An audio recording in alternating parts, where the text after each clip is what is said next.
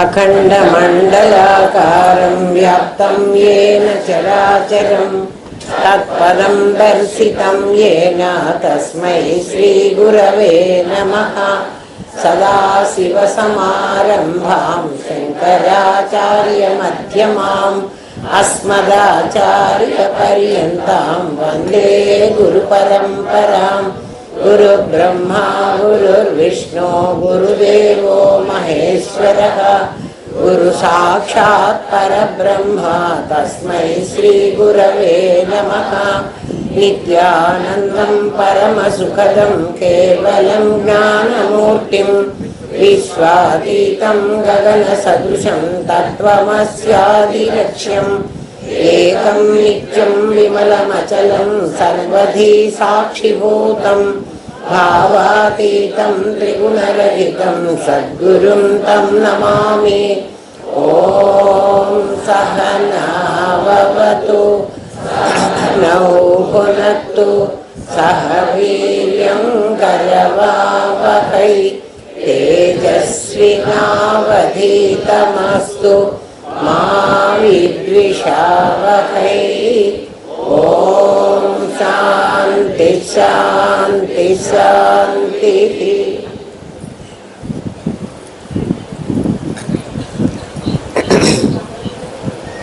శిష్యుడు పాపం అడుగుతున్నాడు, గీతలో సూత్రే మణిగణ ఇవ, దారంలో గుచ్చినటువంటి మణుల వలె అని అన్నాడు కదా. ఈ ప్రపంచం అంతా అలా ఉందని, ప్రపంచంలో మణులన్నీ దారంలో గుచ్చిన మణుల వలె ఉన్నాయి అన్నారు కదా. అంటే దారంలో గుచ్చిన మణులకి ఒకదానితో ఒకటి సంబంధం ఉంటుంది కదా, లేకపోతే అవి అందులో ఉండలేవు. దారమే సంబంధం పెడుతుంది కదా. అంటే ఒకరికొకరికి సంబంధం ఉండాలి కదా. అలా కాకుండా ఒకరంటే ఒకరికి పడని వైషమ్య దృష్టి ఎందుకు వస్తోంది? మాకు ఒకళ్ళని చూస్తే ఒకళ్ళకి పడటంలే, నేనే ముందుకెళదామనుకుంటా, ఇంకోటి రావద్దనుకుంటా. అంటే నేను ముందుకు వస్తున్నాను అంటే మిగిలిన వాడిని వెనక్కి నెడుతున్నాననే కదా అర్థం. మరి అందరికీ ఒకే సంబంధం ఉండాలి కదా. దారంలో వచ్చిన పూసలన్నీ ఒక చోట్లోనే పడి ఉంటాయి కదా, వాటికి స్వతంత్రంగా ఎక్కడికి వెళ్ళడానికి ఉండదు. మరి ఎందుకు ఇట్లా ఉన్నది అని అడుగుతున్నాడు. ఈ ప్రపంచంలోనేమో ఇవన్నీ దారంలో వచ్చిన పూసలు అంటున్నారు, ఒక చోట పడి ఉండకుండా వీళ్ళకి వైషమ్యం ఉంటుంది. వైషమ్యం అంటే ఏమిటి? ఒకళ్ళంటే ఒకళ్ళకి పడటల్లా కదా, ఈర్ష్యనో అసూయనో ద్వేషమో. ఇప్పుడు ఏమడుగుతున్నాడంటే వాడి క్వశ్చన్ చూడండి. సూత్రే మణిగణ ఇవ అన్నారు కదా, ఒక సూత్రంలో బంధించబడింది అని. అటువంటిప్పుడు వాటన్నిటికీ సంబంధం ఉంటుంది. మరి ఇక్కడ మాకు ఒకళ్ళంటే ఒకళ్ళకి పడి సావటం లేదు. ఎందుకు అంటే వాళ్ళని చూస్తే వాళ్ళ గుణాలు గుర్తుకొస్తున్నాయి, మాకు లోపల ఉన్న స్త్రీ గుర్తుకు రావటల్లా. కానీ ప్రతివాడికి వాడికి అద్వైతం తెలుసో తెలియదో కానీ మనం ఉత్తరం రాసేప్పుడు మాత్రం స్త్రీ అనే రాస్తున్నాం. అంటే నీలో స్త్రీ ఉందిరా అని చెబుతున్నాం. నామరూపాలకు వెనక స్త్రీ ఉంది, వాడికి తెలియదు. వాడు అనుకుంటాడు నన్ను చాలా గౌరవించారు అంటాడు.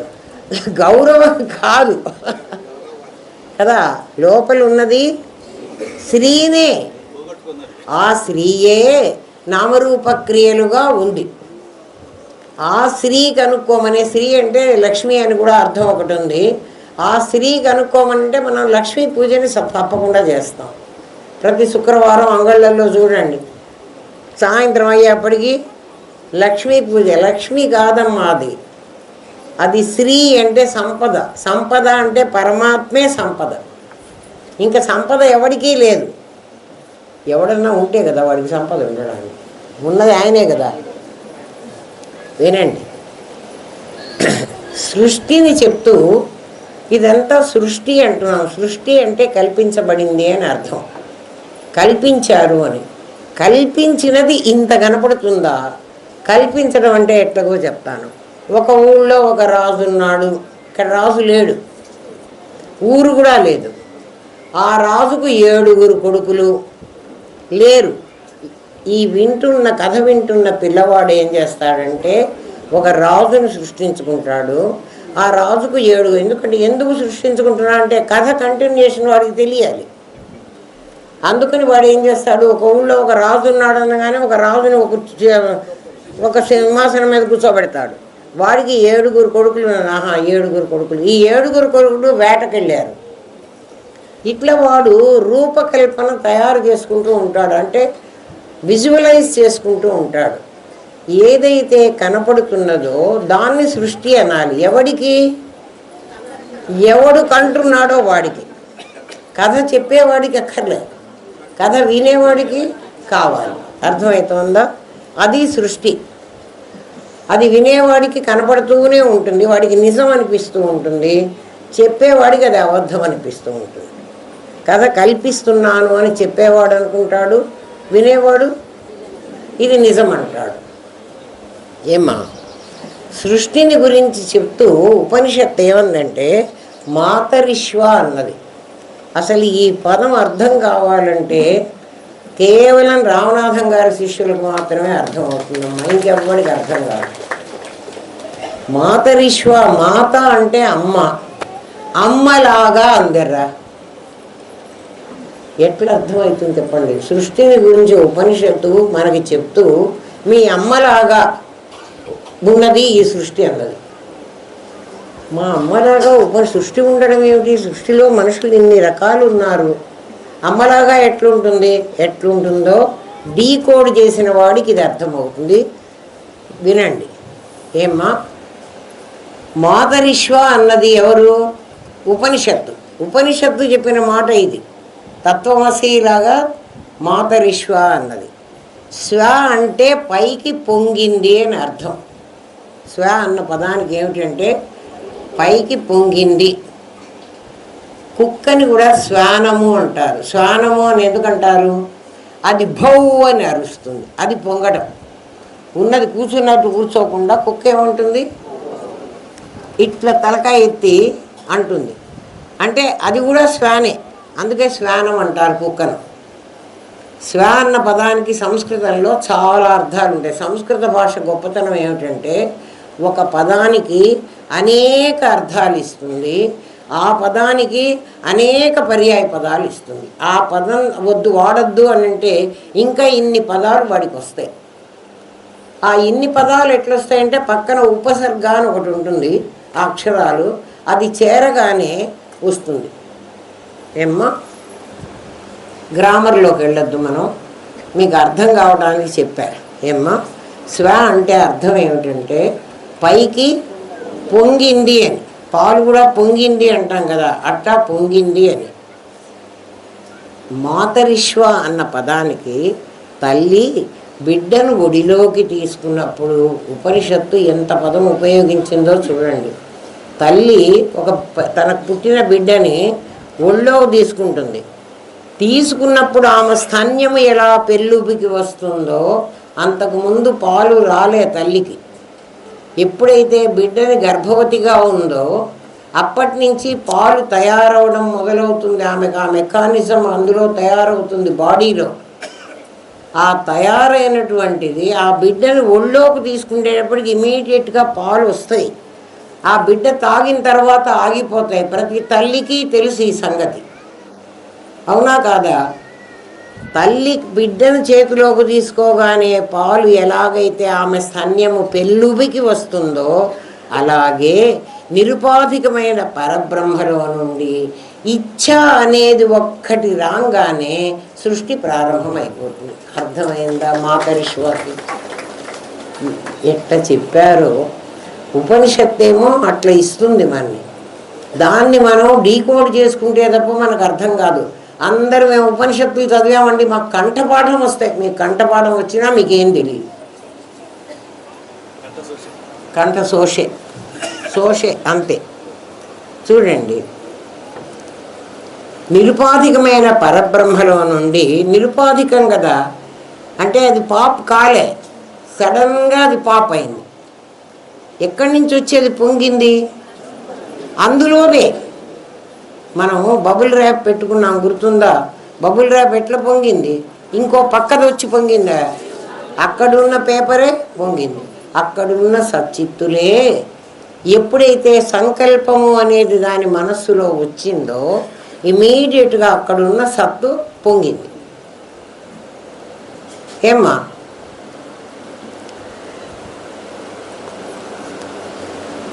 వ్యక్తమైన ప్రకృతి అనే తల్లికి పొంగిన పాలే ఈ సృష్టి, అంటే బబుల్ ర్యాప్. ఇప్పుడు మీకు అర్థమైందా? తర్వాత తల్లి ఏం చేస్తుంది? ఆ పాలు పొంగిటట్టే పారబోసుకుంటుందా? ఆ బిడ్డకి కడుపు నిండా పాలిస్తుంది. ఈ పొంగిన బిడ్డకి కడుపు నిండా పాలిస్తుంది. అదే ప్రకృతి. ప్రకృతిలో నుంచే, అందుకే ఆదాన ప్రదానం. అక్కడి నుంచి మనం తినటానికి, మనం తిన్నది మళ్ళీ విసర్జిస్తే ఆ అమ్మే తీసుకుంటుంది. అందుకని ప్రకృతి మాత అయింది. మనకు మాత ఎందుకయింది? మనకి ఆహారము పెడుతోంది, మనం విసర్జించినవన్నీ కూడా తీసుకుంటోంది. ఎక్కడికి పోతున్నాయరా? బాత్రూమ్కి వెళితే మీరు ఆ విసర్జించిన మాలిన్యం, ఆ కంపు తర్వాత ఏ రోడ్డు మీద పడితే ఆ రోడ్డు మీద మనం ఉమ్మేస్తాం. ఎవరు తీసుకుంటున్నారు?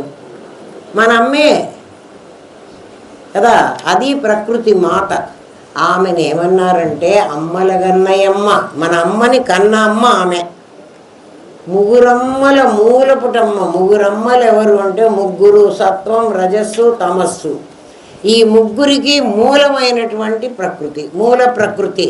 మూల ప్రకృతి రవ్యక్తావ్యక్తావ్యక్త స్వరూపిణి లలిత సహస్రనామం మొత్తం మీకు అర్థమైతే అద్వైతం అర్థమవుతున్నారు. కంఠస్థం చేస్తే అర్థం కాదమ్మా కదా. అర్థమైందా? ఇప్పుడు ప్రకృతి మాత ఏం చేస్తోంది అంటే తన పొంగినటువంటి పాలని మనమందరం పొంగాం.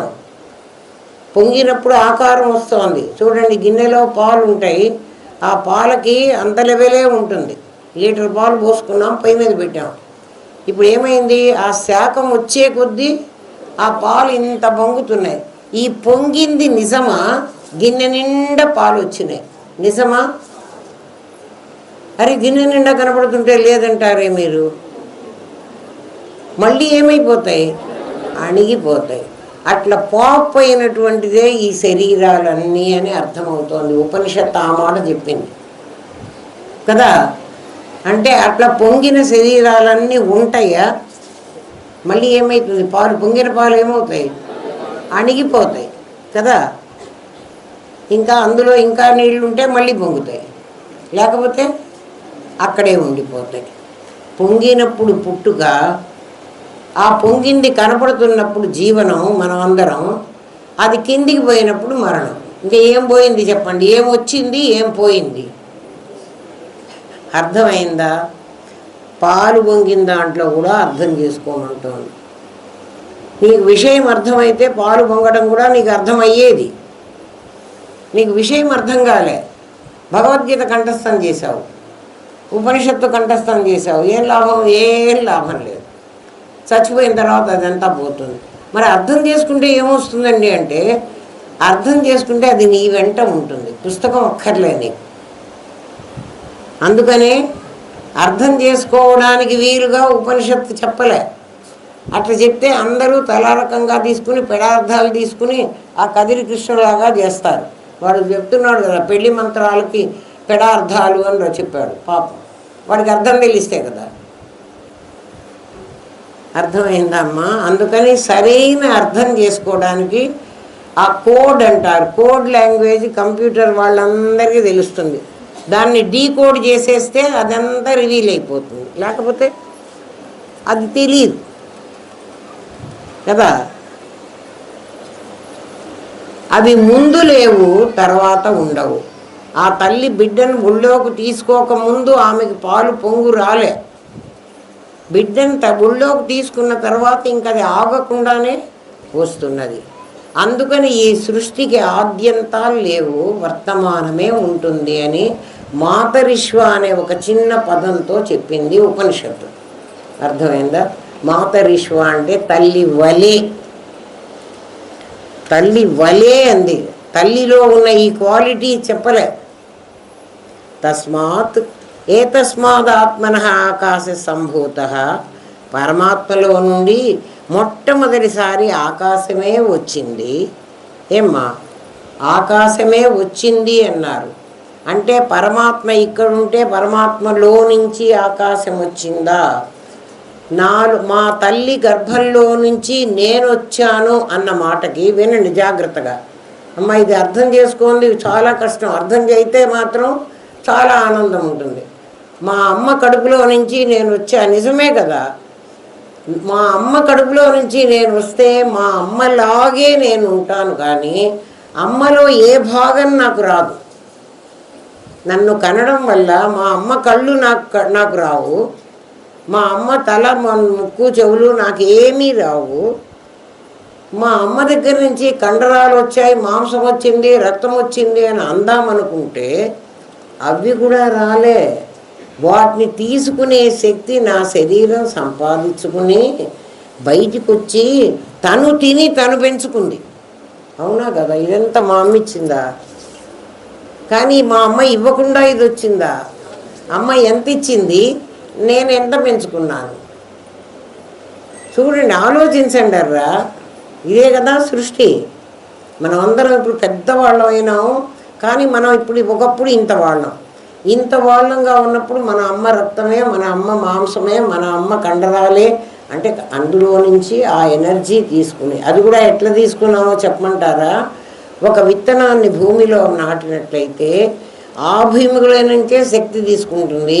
విత్తనంలో కాండం కావలసిన పార్ట్ కాండం అవుతుంది, కొమ్మ కావలసింది కొమ్మ అవుతుంది, రెమ్మ కావలసింది రెమ్మ అవుతుంది. ఆ రెమ్మకు కావలసినటువంటి శక్తిని మాత్రం భూమి ఇస్తుంది. అట్లా తల్లి గర్భం నుంచి మనం తీసుకున్నాం. అంతేగాని ఆమె కండరాలు మనకిచ్చి, ఆమె ఎముకలు మనకిచ్చి, ఆమె నరాలు మనకిచ్చి అట్లా ఇవ్వడానికి లేదు. అందుకని నువ్వు ఆమె సపరేట్. బయటికి రాగానే నీకు ఆమెకి ఏం సంబంధం ఉంది? ఒక్క బొడ్డుతో సంబంధం ఉంది. బొడ్డు కోసేయంగానే ఇంకా నీకు ఆమెకు సంబంధం లేదు. అంటే ఆమె గర్భంలోనే నువ్వు ఉంటావు, కానీ ఏమాత్రం ఆమెతో టచ్ లేదు. మరి ఏం టచ్ ఉందిరా నాకు? ఒక బ్యాగ్లో నేను పడి ఉంటా, ఆ మూట నన్ను బయటికి పంపించేసింది మా అమ్మ. అంతేనా? నిజమేనా కదా? ఏ భాగం ఆమెను అంటుకొని లేదు నాకు అంటుకున్న భాగం నా బ్యాగ్కే ఉంది కదా. దాన్నే గర్భ సంచి అంటారు. చక్కగా మన వాళ్ళు సంచి పెట్టారు. అంటే బ్యాగ్లో వస్తువులు పడేస్తే ఎట్లాగో సంచిలో నిన్ను పడేసింది. ఆ సంచి కూడా నేనే తయారు తీసుకున్నారు లోపల తల్లి గర్భంలో. నా సంచిని మళ్ళీ ఎందుకంటే నా సంచి నేను బయటకు వచ్చిన తర్వాత సంచితో సహా మళ్ళీ మా తమ్ముడు పుట్టాలంటే వాడికి ఇంకో సంచి ఎక్కడుంది ఆమె దగ్గర? అన్ని సంచులు పెట్టుకోలే. వాడి శరీరంలోనే వేరుశనక్కాయ విత్తనంలో దాని తాలూకు పైపు చెక్కును మనం తిని పారేసాం. మళ్ళీ చెక్కును వేసుకునే శక్తి ఆ విత్తనంలో ఉంది. అట్లా మన సంచి మనమే తెచ్చుకున్నాం. బాగా అర్థం చేసుకోండిరా. పరమాత్మలో నుంచి మొట్టమొదటిగా ఆకాశం వచ్చిందంటే నా తల్లి కడుపులో నుంచి నేను వచ్చినట్టుగా పరమాత్మలో నుంచి ఆకాశం వచ్చి ఉంటే, ఆకాశ సంభూత అన్న పదానికి చెప్తున్నారు శంకర భగవత్పాదులు భాష్యంలో. ఇది రాశారు. ఏమి రాశారు అంటే, మీ అమ్మ కడుపులో నుంచి నువ్వు వస్తే బొడ్డు కోసేస్తే మీ అమ్మకు నీకు సంబంధం లేదు. అట్లా పరమాత్మలో నుంచి ఆకాశం వచ్చింది, ఆ పరమాత్మకి ఈ ఆకాశానికి సంబంధం లేదు అనుకుంటావేమో. అట్లా రాలేదు. మరి ఎట్లొచ్చిందండి అంటే, పరమాత్మే ఆకాశంగా మారినట్లు కనిపిస్తున్నాడు. ఏమోనండి, మీరు పాఠంలో చెబితే మేమందరం నమ్మాలా? మాకు తెలిస్తే నమ్ముతాం. ప్రతి ఒక్కటి కూడా నీకు తెలియాలి. దాన్నే మేము అర్థం చేసుకోవటము అని అంటాం. నీకు తెలియాలి. ఇప్పుడు తెలిపిస్తా చూడండి. మీ అందరి చేత ఇప్పుడు సృష్టి చేయిస్తా. మళ్ళీ వేరే ఆలోచనలు ఉంటే ఇది అర్థం కాదు. తెలిసిందా? మీరు కూర్చున్నారు, మీరు సైలెంట్. ఇప్పుడు మీరు పరమాత్మ, ఇంకే ఆలోచన మీకు ఇప్పుడు లేదు. ఒక్క ఆలోచన, నేను ఇక్కడి నుంచి ఇంకా కాసేపటికి హైదరాబాదు వెళ్ళాలి అని ఒక్క మాట అనుకోండి కదా. నేను హైదరాబాదు వెళ్ళాలి అనుకున్నారా? అనుకోగానే మీకు బస్సులో పోనా, రైల్లో పోనా, కారులో పోనా అని ఈ బస్సు, రైలు, కారు ఇవన్నీ కనపడుతున్నాయి. నీకు ప్రయాణం చెయ్యాలంటే నేను దేంట్లో పోవాలి? ఈ బొమ్మ కనపడాలంటే ఒక తెర కావాలి. బొమ్మ కనపడింది కదా, హైదరాబాద్ పోవాలి అనుకునేటప్పటికీ దాని తాలూకు బొమ్మ కనపడింది. ఆ బొమ్మ పడాలంటే ఒక కర్టెన్ కావాలి కదా. సినిమా తెర మీద సినిమా ఫిలిం పడుతుంది, మన టీవీ కర్టెన్, టీవీ స్క్రీన్ మీద ఆ బొమ్మలు పడతాయి. అట్లా మన దగ్గర ఒక కర్టెన్ పడుతుంది. ఆ కర్టెన్ పేరు ఆకాశం. అర్థమైందా? పరమాత్మ మీద నుంచి కూడా ఈ కర్టెన్ కనపడింది. ఎవరి మీద కనపడింది అంటే పరమాత్మ మీదే ఉంది ఈ కర్టెన్. ఇంకా మీకు అందరికీ అర్థమైంది కదా, పరమాత్మలో నుంచి పుట్టింది కాదు, ఆకాశం లాగా మేనిఫెస్ట్ అయినాడు అంటాడు. పుట్టడం, సంభూత అంటే పుట్టడం కాదు, భూత అన్న పదానికి కనిపించింది అని అర్థం. సంభూత అంటే బాగా కనిపించింది, కొంచెం కనిపించలేదు. బాగా అంటే ఏం కనిపించిందంటే ఆ పరమాత్మని కనపడనీయకుండా మొత్తం ఈ ఆకాశం నిండింది. అందుకని ఆకాశ సంభూత అన్నాడు. అర్థమైందా అమ్మ? మీకు కూడా ఆకాశం పుట్టిందా ముందు? ఆకాశం పుట్టిన తర్వాత దానిలో నుంచి ఈ ఆకాశం, ఈ ఆకాశం అంటే పరమాత్మ మీది ఆకాశం. ఇంకా మీకు తెలియాలంటే జాగ్రత్తగా వినండి. నేను ఇక్కడ ఒక పెద్ద అద్దం పెట్టా. ఆ అద్దంలో ఎవరు మనుషులు పడలే. నిన్న చెప్పిన మాటే. అద్దంలో ఇంకా అంటే అద్దం మీ వైపు చూపిస్తే మీరందరూ పడతారు దాంట్లోకి. మీరెవ్వరూ పడనప్పుడు అందులో ఆకాశం పడుతుంది. ఆకాశం అంటే పై ఆకాశమా? కాదు కాదు, ఈ ఖాళీ నిరాకారం కదండి. ఇది ఆకారం అయితే అద్దంలో పడింది. మోహిత్ చెప్పినట్టు అద్దం లోపల అద్దం బయట లేకుండా నాకు కనిపిస్తోంది అని అన్నారు కదా. మరి ఇప్పుడు ఈ ఖాళీ నిరాకారం కదా, ఇది అద్దంలో ఎలా పడింది అంటే ఒట్టి అద్దాన్ని చూడండి, ఆకాశం పడ్డ అద్దాన్ని చూడండి, మీకు తేడా తెలుస్తుంది. ఖాళీ అద్దాన్ని చూడండి, దాంట్లో ఇంకా ఆకాశం ఏం పడలే. అసలు అద్దం పెట్టారంటే ఆకాశం పడుతుంది కదా. అంటే ఎలా పడుతుంది అంటే ఆ అద్దమే ఆకాశం బొమ్మ మొత్తం పడేటప్పటికీ ఆ అద్దం నేను రిఫ్లెక్ట్ చేస్తాను ప్రతి వస్తువుని అని నీకు చెప్తోంది. ఏమి రిఫ్లెక్ట్ చేస్తావంటే ఆ ఆకాశం మీద అంటే ఉన్నట్టుగానో లేనట్టుగానో మీ బొమ్మలన్నీ నేను వేస్తాను ఉంటుంది. ఆకాశం పడకపోతే, అద్దంలో ఆకాశం ప్రతిబింబించకపోతే ఆ ఆకాశం అనేటువంటి తెర మీద మన ప్రతిబింబాలు పడవు. ఇప్పుడు అర్థమైందా? కాస్త సైంటిఫిక్గా ఆలోచించండి, రా మీకు తెలుస్తుంది. లేదంటే మీరు అద్దమే పెట్టుకొని చూడండి, విజువలైజ్ చేసి ఇక్కడ అద్దం పెడితే ఇప్పుడే చూపిస్తాను. అది అద్దం పెట్టగానే మీ బొమ్మలు పడతాయి. అద్దం పెడితే అద్దంలో మన బొమ్మలు పడుతున్నాయే, అద్దంలో పట్టల్లా, అద్దం మీద పట్టల్లా, అద్దంలో పడ్డ ఆకాశంలో పడుతున్నాయి. అర్థమైందా? ఇంకా మరి ఇంటికి వెళ్ళి అద్దం పెట్టుకొని చూసుకోండి. అద్దంలో ఒక ఆకాశం పడింది ముందు, మనందరికంటే ముందు. ఆ ఆకాశంలో మీ బొమ్మలు పడుతున్నాయి. ఆకాశంలో పడుతున్నాయి కాబట్టి అద్దంలో పడితే వెనక అద్దం ఉంది కాబట్టి అతుక్కుపోతాయి బొమ్మలు. అక్కడ అతుక్కుపోయేట్టుగా లేవు. ఇప్పుడు అర్థమైందా అమ్మా? అది మొట్టమొదటి ఆకాశ సంభూత అన్న పదానికి అర్థం అది. ఆకాశమే పుట్టింది. ఆకాశాద్వాయు, ఆ ఆకాశంలో వాయువు కదలడం మొదలుపెట్టింది. కదిలేది వాయువు, ఆకాశం కదలదు. ఇంకక్కడి నుంచి వరుసలన్నీ కదిలేవే. ఆకాశం అనే తల్లి ఒడిలో, అది ఆకాశం అనే తల్లి, ఆమె ఒళ్ళో కూర్చున్న వాయువు పొంగుతుంది అంటే వీస్తుంది. పొంగిందని చెప్పాం కదా. ఎట్ట సృష్టి ఏర్పడిందో చెబుతున్నాడు. సృష్టి క్రమం లేదంటూనే ఆ లేని దాన్ని ఇంత వర్ణిస్తున్నాడు కదా. ఏదైనా మనకు ఒక వస్తువు పోయిందనుకోండి, అమ్మ నా వస్తువు ఒకటి పోయింది అని అన్నాను. గురువుగారి మరిచెంబు అంటారు సాధారణంగా చెప్పేటప్పుడు. ఆ మరిచెంబు ఇక్కడ ఉంటుంది. రోజు పిల్లలందరూ చూస్తూ ఉంటారు. గురువుగారి చెంబులో నీళ్లు పెట్టుకొని ఒక చెంబు ఇక్కడ పెట్టుకుంటారు. ఆ చెంబుని వీళ్ళందరూ చూస్తూ ఉన్నారు. మధ్యలో కొంతకాలంలో ఎవడో ఒక చెంబుని దొంగతనం చేశాట. చెంబు లేదు. ఒరే నా చెంబు పోయిందిరా అన్నారు గురువుగారు. ఒక్కొక్కడు వాడు ఆ చెంబును చూసినటువంటి దాని గురువుగారు, మీ చెంబు ఇట్లా ఎత్తుగా ఉంటుంది కదా. అవునరా, ఎత్తుగానే ఉంటుంది. మీ చెంబు ఇట్లా లావుగా ఉంటుంది కదా గురువుగారు, అది మరచెంబులాగా దానికి కింద చిన్న చిన్న థ్రెడ్స్ కూడా ఉన్నాయి కదా. ఇట్లా ప్రతి ఒక్కరూ చెప్తున్నాడు. నిజమా ఇది? గురువుగారి మరచెంబును వర్ణించినట్లు అని సామెత. గురువుగారి మరచెంబును వర్ణించినట్టు ఈ సృష్టిని వర్ణిస్తున్నాడు. అర్థమైందా?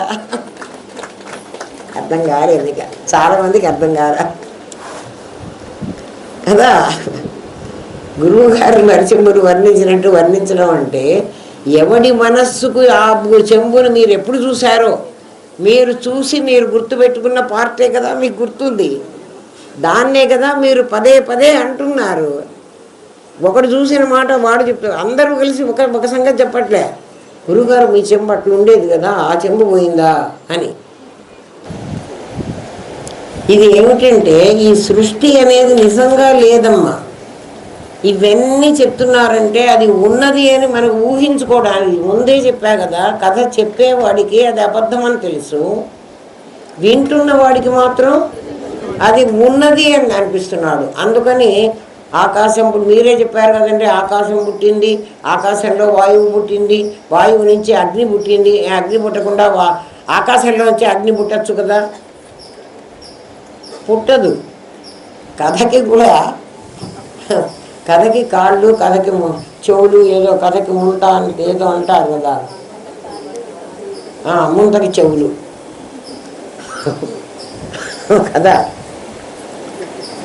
కథకి కాళ్ళు ఉండవు, ముంతకి చెవులు ఉండవు. ముంతకి చెవులు ఉండవు అంటే అర్థం ఏమిటంటే, మనం గిన్నె పట్టుకునేటప్పుడు, మనం కుక్కర్ పట్టుకునేటప్పుడు ఇటువైపు ఒక చెక్కాను ఇటువైపు ఒక హ్యాండిల్ ఉంటుంది, అవి రెండు పట్టుకొని కదా.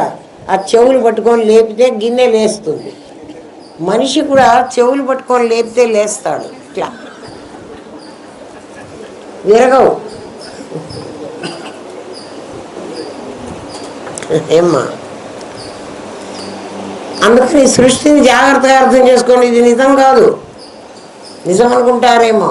ఆకాశం పుట్టిన తర్వాత పుట్టలే, ఆకాశం పుట్టినట్టు కనపడుతోంది. బంగారంలో నుంచి కాసుల పేరు పుట్టింది అనండి, పుట్టిందే? బంగారంలో నుంచి కాసుల పేరు పుట్టదు. ఏమ్మా, బంగారమే కాసుల పేరుగా కనిపిస్తోంది. అది మేనిఫెస్ట్ అవ్వడం అంటే. అట్లా పరమాత్మే ఆకాశంగా మేనిఫెస్ట్ అయినాడు. ఎప్పుడైతే అయినాడు అంటే ఆకాశము కదలదు, పరమాత్మ కదలడు. అర్థమవుతోంది కదా. దాంట్లో నుంచే తల్లి ఒడిలో కూర్చున్న వాయువు పొంగినట్లు పొంగింది. ఏది? వాయువు. అందుకని వీస్తుంది. తస్మిన్ ఆత్మ తత్వే సతి, చిదాకాశంలో ప్రజ్ఞానఘనమైన సర్వ ప్రాణులను తనలో ఇముడ్చుకున్న అవ్యక్తమైన క్రియాశక్తి అనే వాయువు ఉవ్వెత్తుగా లేచింది. క్రియాశక్తి, ఇచ్ఛాశక్తి వల్ల ఆకాశం పుట్టింది. ఇచ్ఛ అంటే హైదరాబాద్ వెళ్ళాలని నేను అనుకున్నా. అనుకోగానే నాకు రైలు, బస్సు, బండి, స్కూటరు, బైకు అన్నీ కనిపించినాయి. ఏం లేకపోతే కాలినడక.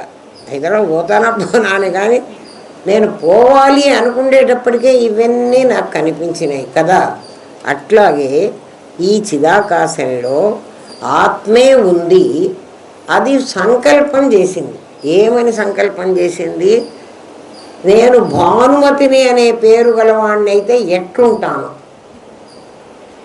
నేను పాఠం చెప్పే టీచర్ని అయితే ఎట్లుంటాను. ఇది సంకల్పం అమ్మ. ఈ సంకల్పం ప్రకారం వాయువు పనిచేయాలి. ఇప్పుడు వాయువు ఏం చేసిందంటే నా లోపలికి వచ్చి, చూడండి, నా సంకల్పం అనేది ఒకటి ఉంది. ఈ సంకల్పం అనే దాన్ని మీరు ఎట్లా అర్థం చేసుకుంటారు? బెలూన్ లాగా అర్థం చేసుకోండి. ప్రతి ఒక్కదాన్ని మీకు ఇష్టమైనటువంటి, మీకు తెలిసినటువంటి ఒక ఉదాహరణతో దాన్ని మీ సొంతం చేసుకోవడానికి ప్రయత్నించండి. గాలి ఎలా వచ్చింది అంటే క్రియాశక్తి అంటున్నాడు ఉపనిషత్తు. అంటుంది క్రియాశక్తి ఏముంది, తస్మిన్ ఆత్మ తత్వే సతి అంది. ఆ ఆత్మ ఏం చేస్తోంది అంటే సంకల్పం చేసేసింది, దాని ప్రకారం జ్ఞానశక్తి పనిచేసేసింది. బొమ్మలు వచ్చినాయి కదా, ఈ బొమ్మల్ని క్రియాశక్తి ఇంప్లిమెంట్ చేయాలి.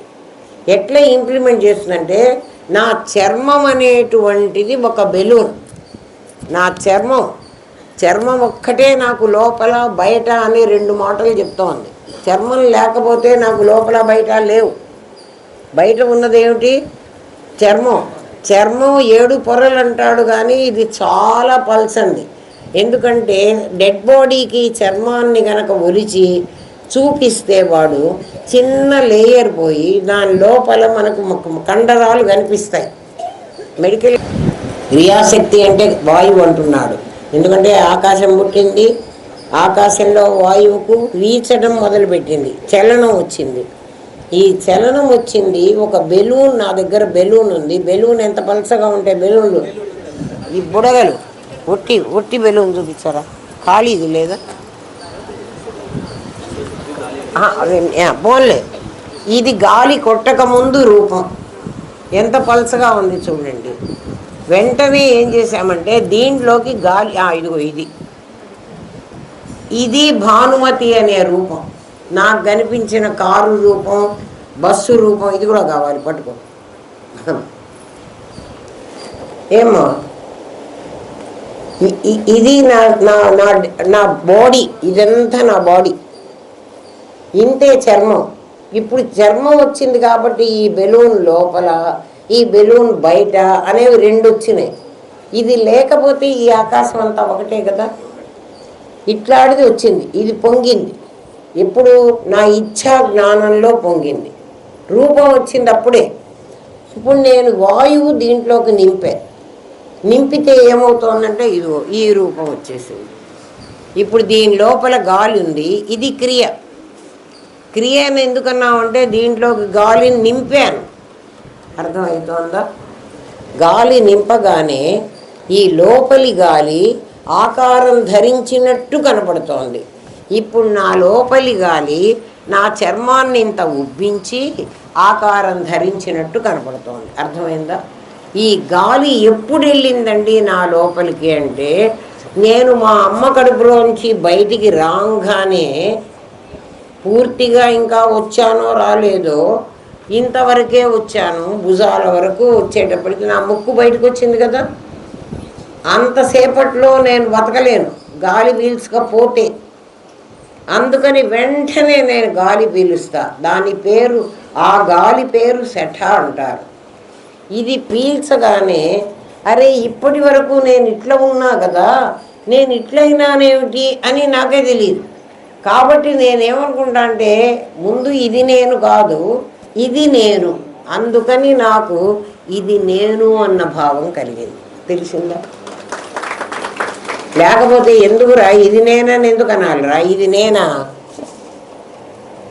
ఇదేమిటిది? బెలూన్ అసలు ఆకారం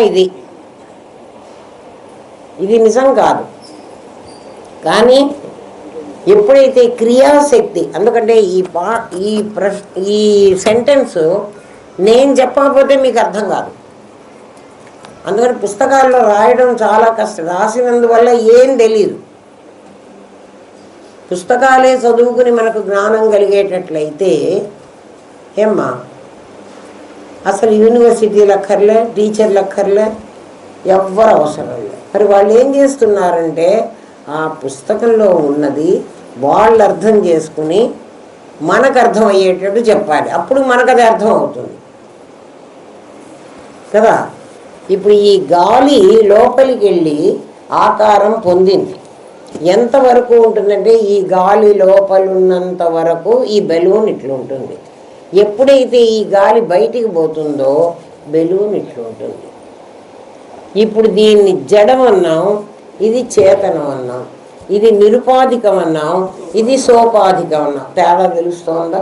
మన శరీరాలన్నీ ఇప్పుడు ఈ బెలూన్ గనక పులి ఆకారంగా ఈ బెలూన్ గనక ఫస్ట్ మనం జమ్మి చెట్టు దగ్గరికి పోయినప్పుడు అక్కడెక్కడో ఒక లారీ మీద వాడు ఒక పులి బొమ్మను పెట్టుకున్నాడు. పులి బొమ్మే కాదు, పాము బొమ్మ పెట్టుకున్నాడు, నెమలి బొమ్మ పెట్టుకున్నాడు, ఇవన్నీ పెట్టుకున్నాడు. కానీ నేను ముందు చూసింది మాత్రం పులినే. వీడు పులిని చేశాడు, ఇది కనుక తీసుకెళ్తే మన వాళ్ళకి పాఠం చెప్తే అర్థమవుతుంది అని నాకు ఆలోచన వచ్చి నేను ఆ బొమ్మలు కొనుక్కురమంటే అప్పటికే ఆ పులి ఎవడో కొనుక్కుపోయినాడు. వాడు ఎందుకు తీసుకుపోయినాడో కాసేపు పిల్లవాడు ఆడుకుని ఉంటాడు, పగిలిపోయి ఉంటుంది. మనం తెచ్చుకున్న నెమలీను కోడి కుక్కో ఏదో తెచ్చుకున్నాం మనం. అవి అయితే చాలాసార్లు మన పాఠంలోకి వచ్చాయి. దాని కర్మ అది, దీని కర్మ ఇది, అంతే కదా. ఇది ఒక విజ్ఞానానికి ఉపయోగపడింది కదా. మా టీచరు జువాలజీ ఆవిడ ల్యాబ్లో కప్పల్ని కోస్తారు కదా, టీచర్ కోస్తారు, మనం కొయ్యలేం, మనకు భయం, స్టూడెంట్స్కి భయం కదా. కప్పని కోసేటప్పుడు ఎన్నో కప్పలు పుట్టుంటాయి, అవన్నీ కూడా ఎక్కడెక్కడో పుట్టి ఎక్కడెక్కడో చచ్చిపోతాయి. ఈ కప్ప మాత్రం దీని పుణ్యం ఏదో మీకు అందరికీ విజ్ఞానం కలిగించడానికి చుగుడు తీసుకొచ్చింది. ఆ కప్పని కోసి దాని గుండె పెరుగులాగా ఉంటుంది. ఒకసారి చూపిస్తే అప్పటి నుంచి నేను పెరుగు తింటాం మానుకున్నా, చాలా ఏళ్ళు తినేదాన్ని కాదు. అంటే ఆ కప్ప అదృష్టం ఏమిటి అంటే మాకందరికీ దాని పార్ట్స్ చెప్పడానికి అది నిజంగా పాపం చాలా బాధపడుతుంది. ఎందుకంటే మేకులు కొట్టి పెడతారు కదా, చాలా బాధపడుతుంది. మీకు అందరికీ అటువంటి ఫీలింగ్స్ రాలేదేమో, నాకైతే అవే వచ్చినాయి. నా టీచర్లు నాకు అట్లాగే బోధించారు. ఇప్పుడు అర్థమైందా? మీరు అందరు కూడా చదువుకున్నారు కదా. చదువుకోకుండా కప్పని కాక్రోచ్ని చూడకుండా చదివిన వాళ్ళు ఎవరో చెప్పండి, ఎవరు లేడు కదా. ఈ ఆకారం ఎందుకు వచ్చింది అంటే ఆ గాలి అందులో ఉండడం వల్ల దీనికి ఆకారం వచ్చింది. ఇప్పుడు ఈ లోపలి గాలి ఈ బయటి గాలి ఒకలాంటివేనా? ఒకలాంటివే. బయటి గాలికి ఆకారం లేదు, లోపలి గాలికి ఆకారం వచ్చింది. ఈ ఆకారం ఎవరిది? ఈ బెలూన్ది కదా. ఆ గాలి బంధించబడినట్లుగా అనుకుంటోంది. ఈ బంధించబడ్డ గాలి వల్ల మనమందరం నేను ఈ శరీరంలో బంధించబడ్డాను, ఇది నేను అనుకున్నాం కదా. దీంట్లో బంధించబడ్డాను అనుకోవడం కూడా బంధం, నిజం బంధం కాదు. ఈ గాలి బంధించబడలే, ఇది ఎప్పుడైనా బయటికి పోవడానికి రెడీగా ఉంది. ఎప్పుడు బయటికి పోతుంది? ఈ ఆకారం పొందుదాం అనుకుంటే బయటికి పోతుంది. లేకపోతే ఇప్పుడు ఉన్నది మనకందరికీ తెలుసు కదండి, మేము ఆత్మ అని అందరికీ తెలుసు. అంటే మీ అందరికీ నేను నాది తెలుసు, అవును నిజమే, కావాలని చెప్పట్లే. మరి మా దగ్గర గాలి ఉంది కదా, మాకు ఈ ఆకారం ఉంది కదా అంటే మీ దగ్గర ఉన్న గాలికి ఇది నిజం కాదని తెలిసిపోయింది. నిజంగా నేను ఆకారం పొందలేదు, పొందినట్టుగా కనపడుతున్నాను, అసలు నేను పొందను. ఈ ఆకారం ఎవరిది? నాదిది. ఇది ఆకారం బెలూన్ది, దానిలో ఉన్న గాలి పొందినట్టు కనపడుతోంది. నేను కూడా నా లోపల గాలి వల్ల నాకు ఈ భానుమతి అనే శరీరం ఉంది అని అనుకుంటున్నాను. ఈ గాలి ఎప్పుడు పోతే చూడండి, గాలి ఎప్పుడు పోతే అప్పుడు ఏమంటున్నారంటే భానుమతి చచ్చిపోయింది అంటారు, కానీ నేను చచ్చిపోయినాను అనరు. ఎవరు పుట్టారు? చచ్చిపోయిన వాళ్ళు ఎవరు? అదే ఏ నామరూపాలైతే నా గాలి లోపలికి వెళ్ళటం వల్ల ఈ ఆకారం వచ్చిందో ఆ నామరూపాలు తొలగిపోతే ఇక్కడ ఈ ఆకారం ఉండదు. అర్థమవుతుందా? అందుకనే మనం నామరూపాలే పుట్టినయి, నామరూపాలు చచ్చిపోయినాయి కదా. రూపం ముందే పుట్టింది కదా, తర్వాత కదా దానికి ఒక పేరు తగిలిచ్చారు. పేరు ఎందుకు పెట్టారు అంటే మన వాళ్ళు గుర్తు కోసమని. అందరినీ అబ్బాయి రారా అంటే ఏ అబ్బాయి రావాలి, అందుకని పెట్టారు.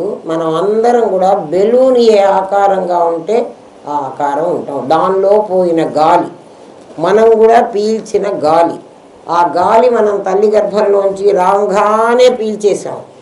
అదే ఇంకా కంటిన్యూస్గా పీలుస్తూనే ఉన్నాం. అది క్రియాశక్తి. ఇచ్చా జ్ఞానం అప్పుడే అయిపోయింది, క్రియ కంటిన్యూ అవుతోంది. అర్థమైందా? ఎప్పుడు క్రియ మానేసామో అప్పుడు మరణం. అంతేనా? అర్థమైందా? Very good. దాని పేరు సూత్రం. సూత్రే మణిగణ ఇవ అన్నారు కదా మీకు. ఎవర్రా మనందరినీ కలుపుతున్నదంటే దాని పేరు సూత్రం. దారం అంటున్నారే, దారం కాదు ఇది. ఏ సూత్రం కలుపుతోంది చూడండి. ఇక్కడ గాలి ఉందా, ఈ గాలి పేరు సూత్రం.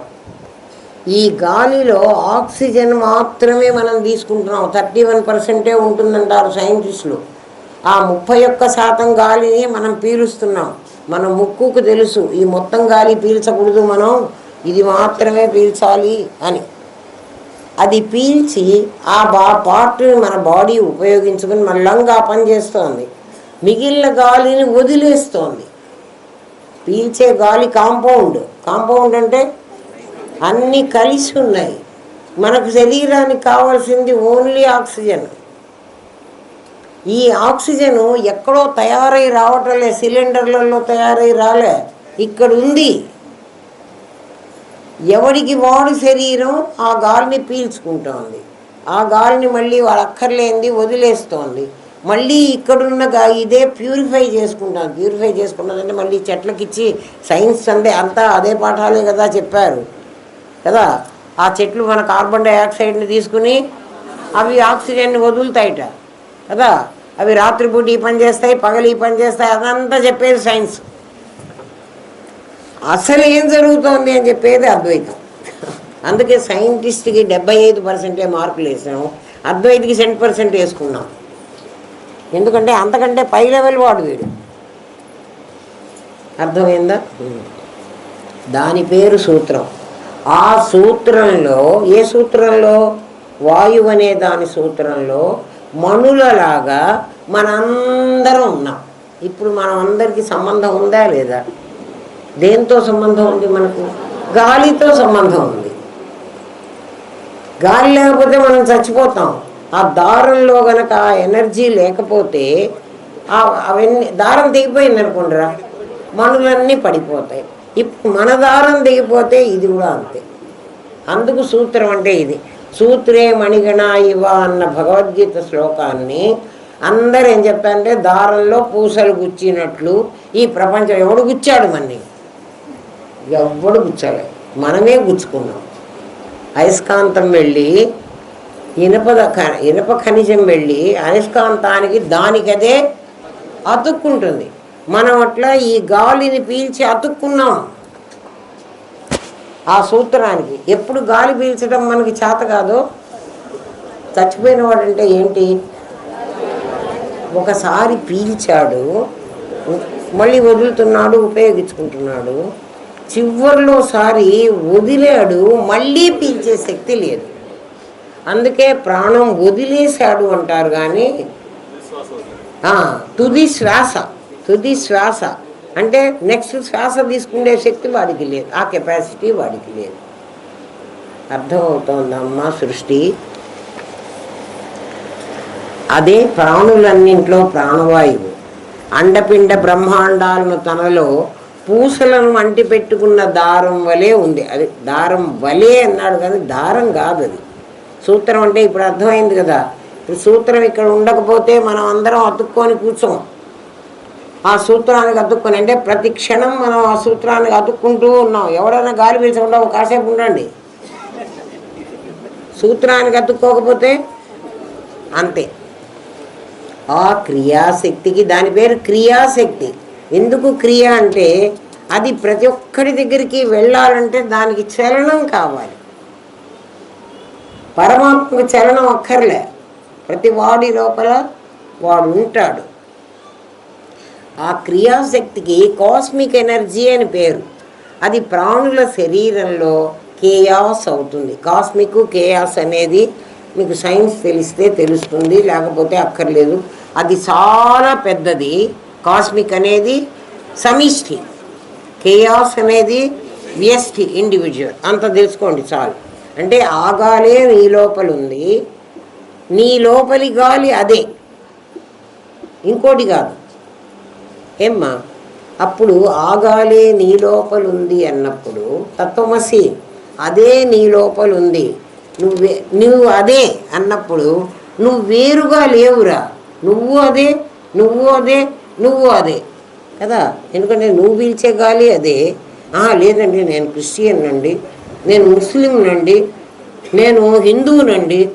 నువ్వు ఏ మతానికన్నా చెందు, మతం అనేది భగవంతుణ్ణి తెలుసుకోవడానికి మార్గం. గాలి నువ్వు పీల్చినా నేను పీల్చినా ఎవడు పీల్చినా ఒకే గాలి. నాకు వాసన వస్తే నీకు కూడా వాసన రావాలి. రాలేదంటే నీకు సంథింగ్ రాంగ్ విత్ యూ, నీ శరీరంలో ఏదో ప్రాబ్లం ఉందిరా కదా. వాసన వస్తే ఆ వాసన వాడికి పప్పు వాసనగా రావచ్చు, నాకు ఇంకో వాసనగా రావచ్చు. అది డిస్క్రిమినేట్ చేసుకుంటే అది వాడి ఇష్టం. అది అంతేగాని వాసన అనేది నీకు రావాలి, నాకు రావాలి. అట్లాగే గాలి అనేది నువ్వు పీల్చాలి, నేను పీల్చాలి. నేను కాదండి, నేను క్రిస్టియన్ అండి, మీ గాలి నేను పీల్చాను, పీల్చకపోతే చావు. ఆలోచించండిరా. అసలు ఎందుకు కొట్టుకు చూస్తున్నారో నాకు అర్థం కాదు. ఎందుకంటే సత్యం తెలియదు. నాలాంటి వాళ్ళకి తెలియజేద్దామంటే అమ్మో వాళ్ళకంతా చాలా భయం, నన్ను చూస్తేనే భయం. అసలు యథార్థవాది లోక విరోధి అన్నారు. యథార్థం మాట్లాడేవాడు లోకానికి అంతా విరోధంగా ఉంటాడట. ఎందుకంటే వాడికి యథార్థం తెలుసు. తెలియని వాడు ఏమ్మా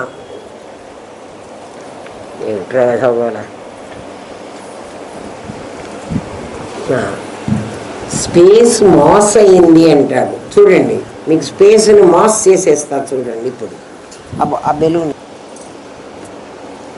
ఇప్పుడు దీంట్లో నుంచి స్పేస్ సృష్టిస్తా చూడండి. నేను గాలి కొట్టడం మొదలుపెట్టినప్పటి నుంచి ఇది లావ్ అవ్వడం మొదలుపెట్టింది. ఇప్పుడు ఇందులోకి ఏమొచ్చింది? గాలి వెళుతుంటే స్పేస్ వచ్చింది. ఈ బెలూన్ ఇంత చిన్నది కదరా, ఇప్పుడు ఇది ఇంత అయింది కదా, అంటే స్పేస్ వచ్చింది. ఆ స్పేస్లోకి గాలి దూరింది. ఇప్పుడు దీంట్లో ఏమేమి ఉన్నాయి? ఒక స్పేస్ ఉంది, ఒక గాలి ఉంది.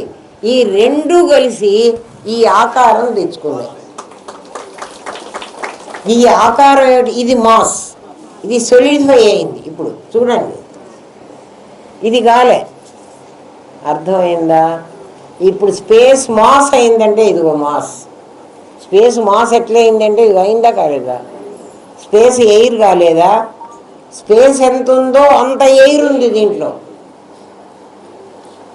స్పేసు ఎయిరు ఎంత ఉందో అంత మాస్ అయింది. ఇప్పుడు దీని ఆకారం ఇట్లా ఇంత ఆకారం ఎట్లా వచ్చింది? ఇది సైంటిఫిక్ అండ్ ఫిలసాఫికల్ అప్రోచ్మెంట్ అంటే. అర్థమైందా? స్పేస్ మాస్ అయింది అంటే సైన్స్. స్పేస్ ఎట్లా మాస్ అయిందో నీకు చూపించడం అద్వైతం. ఏంట్రా అంటే ఎటువంటి క్లాసులో కూర్చున్నారో మీరు అర్థం చేసుకోండి. ఎటువంటి శక్తి కూడా నీకు ఉంటేనే డైమండ్ అర్థం అవుతుంది. నువ్వు డైమండ్వే. వినండి, ఇప్పుడు స్పేస్ మాస్ అయిందా?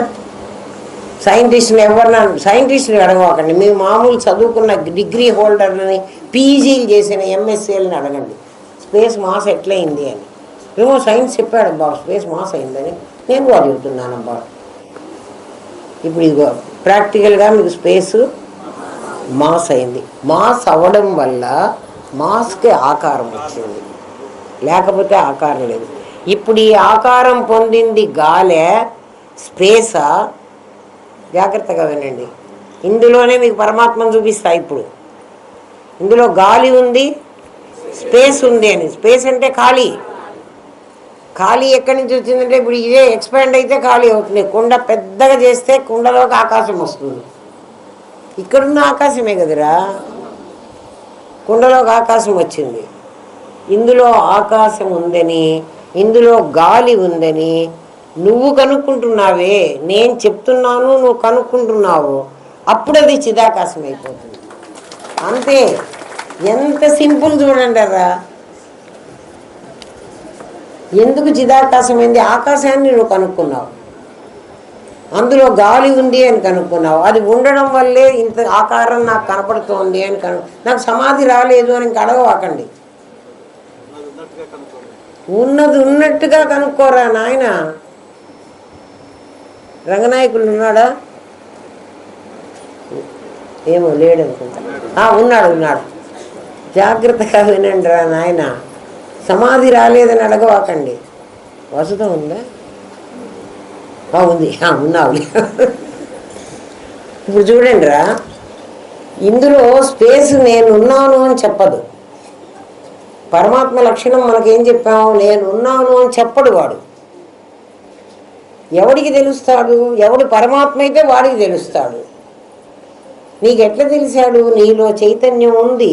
ఆ చైతన్యం దీని లోపలికి వెళ్ళి అంతర్వ్యాప్తి, బహిర్వ్యాప్తి, స్వరూప వ్యాప్తి చేసి నీ చైతన్యం దేన్ని అంటే ఇందులో ఉన్న ఆకాశాన్ని, ఇందులో ఉన్న వాయువును చూసింది. అంటే నాకు కనపడలేదండి, కనపడింది. అది ఎప్పుడు చూసిందో నీ చైతన్యం, ఇది బ్లాటింగ్ పేపర్, నీ చైతన్యం పడంగానే ఇది బ్లూ అయిపోయింది. ఇది బ్లూ కాలేదులే. ఉదాహరణ అన్నా, అంతకంటే నన్ను ఏం చెప్పమంటారా? ఇప్పుడు చిదాకాశం ఎక్కడుంది? ఆ చిదాకాశంలో సదాభాసం, చిదాకాశంలో ఇది కనపడుతోందిట. ఎట్లా కనపడుతోంది? దీపితం చిత్తు జడ. నాకు చిత్తు కనపడుతోంది, జడగలో కనపడుతోంది. అది ఎవర్రా అంటే ఇదంతా నాకు అర్థమయ్యేట్టు ఎవడు చెప్పాడో ఆ గురువు కనపడుతున్నాడు. అది వాడెవడంటే ప్రజ్ఞానం బ్రహ్మ. ప్రజ్ఞానం బ్రహ్మ ఎందుకన్నాడంటే బ్రహ్మవిత్ బ్రహ్మైవ భవతి. ఇప్పుడు మీకు అందరినీ ఇందులో చూపించానా? విష్ణుడు ఇంతియ కాని వేరొండు లేడని ఒత్తిలి నగుచుండు నొక్క చోట కమలాక్షులను ధ్యానము కంటి నేనని ఉబ్బి గంతులు వైదు నొక్క చోట. ప్రహ్లాదుడు చేశాడు ఆ పని. అంటే ఇప్పుడు ఇందులో ఉన్న పరమాత్మ మీకు అర్థమైతే మీరు కూడా గంతులు వెయ్యాలి. యురేకా అని, యురేకా సకమిక అనవాకండి. సకమిక వేరు.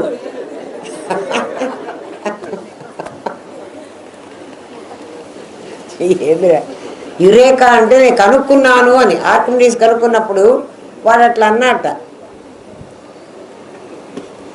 ఏమిటంటే ఆ తొట్లో నీళ్ళల్లో పడి, తొట్లో నీళ్ళల్లో మన బరువు పడంగానే నీళ్లు ఎన్ని బయటకు వస్తున్నాయో నా బరువు అంతా.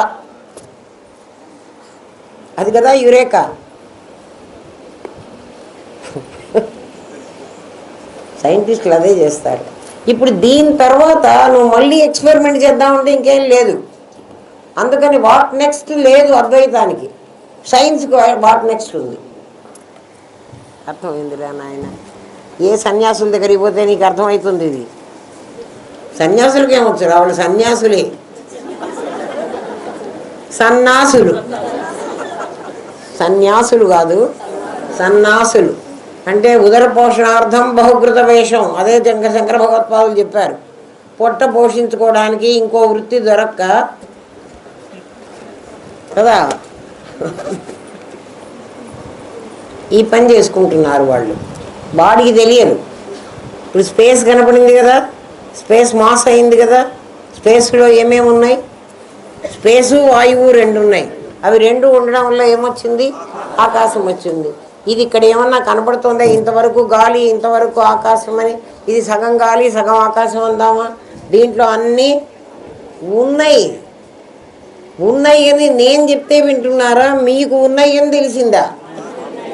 ఎవడికి వాడికి ఉన్నాయి అని తెలిసినప్పుడు నీ చిత్తు ఇందులో ప్రవేశించి నీకు తెలిసిందని చెప్తోంది. ఏ వస్తువైనా నువ్వు చూసి నీకు అర్థమైతేనే నీకు తెలిసింది అనాలి. నీ చిత్తు ఎప్పుడైతే దీంట్లో ప్రవేశించిందో అప్పటిదాకా ఇది ఆకాశమే, ఇది సదాకాశం. ఇప్పుడు చిదాకాశమైంది. ఆ చిదాకాశంలో ఏం కనిపిస్తున్నాయిరా అంటే దీపితం చిజ్జడాత్మకం. ఇందులో చైతన్యం ఉంది. చైతన్యం అంటే ఏమిటి? ఆ స్పేసు అండ్ ఆ ఎయిర్. అది కాక దీనికి ఒక సోపాధికమైన ఆకారం కూడా ఉంది. అర్థమవుతుందా అమ్మా? ఇది అర్థం కాకపోతే ఇంకా వేస్టే, జన్మించడం వేస్ట్, పుట్టడం వేస్ట్, తినడం కూడా వేస్ట్. ఇది అర్థమయ్యేదాకా తినవకండి. అర్థమైతేనే ఇవాళ అన్నం తింటాను అనుకోండి. నేనైతే మూసీలో పడి చస్తాను అనుకున్నాను. నాకు అర్థం కాకపోతే చద్దాం అనుకున్నాను. నేను మీకు కూడా చెబుతుంటా, తుంగభద్రలో చక్కగా పోయి దూకండి